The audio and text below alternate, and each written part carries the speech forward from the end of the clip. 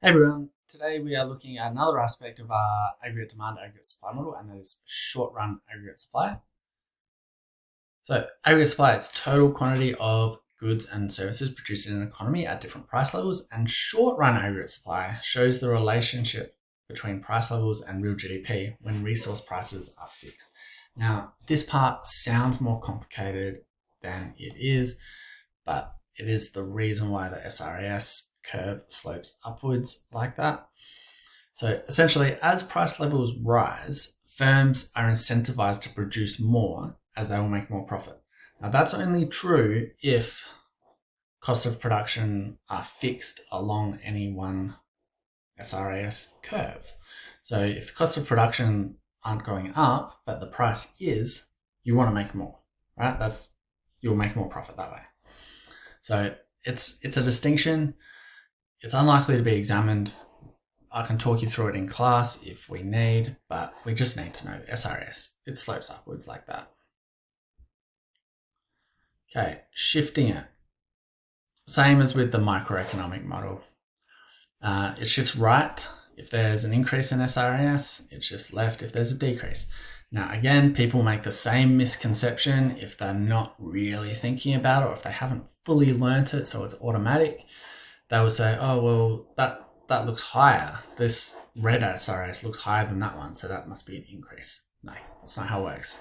Shifts to the right if it's increase, shifts left if it's a decrease.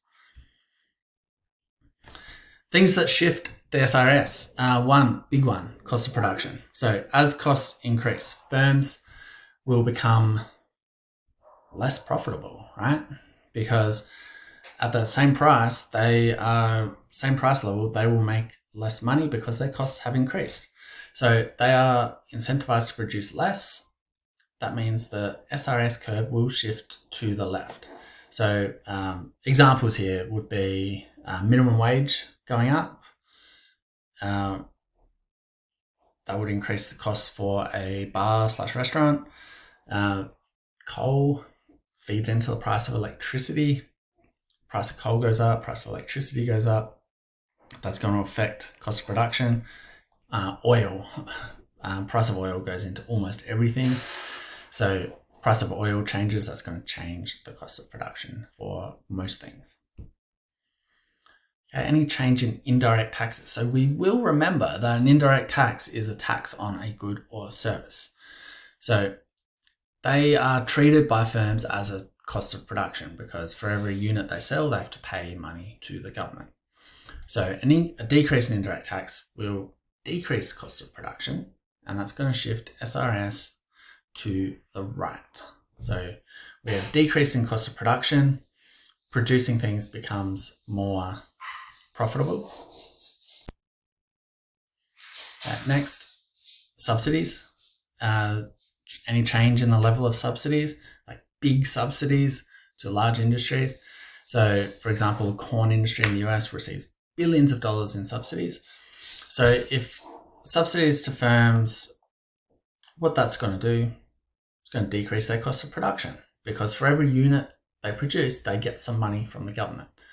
So they will do better if they have subsidies. Okay, supply shocks. These are sudden and strong impacts on the total supply of goods and services. So this could be really good weather, like producing these beautiful crops of I don't know what, or really bad weather. That would be a supply shock. War would be a supply shock, and some sort of environmental destruction, with a large shark and a tsunami, perhaps a sharknami, is going to impact the cost of production because we're going to destroy some resources in both of these instances. Change in technology and productivity. So technology is implemented to reduce costs. You wouldn't do it otherwise. So that is going to shift SRS to the right.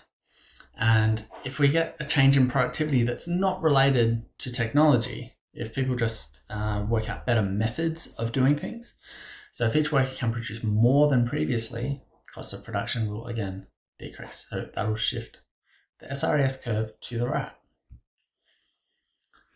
Okay, when we explain a shift, we always refer to cost of production. So let's say this is the stimulus. We read a news article, it says the government subsidises electricity production. Sounds great. This is one way to do it. The government subsidies increase short-run aggregate supply from SRS to SRS1. That is correct, but it's not as accurate as we would like it to be. Here, this one is better. The subsidy on electricity production, we're just being more specific, reduces costs of production across the economy. So we want to refer to that cost of production, increasing the short-run aggregate supply from SRS to SRS1. That is the correct and accurate way to do it. Okay, and now we'll look at our short-run equilibrium. We've looked at SRS, we've looked at AD. This is what they look like together. So here, what we're showing is an increase in aggregate demand. So that'll be an increase in C, I, G, or X minus M, right? Hopefully remember that.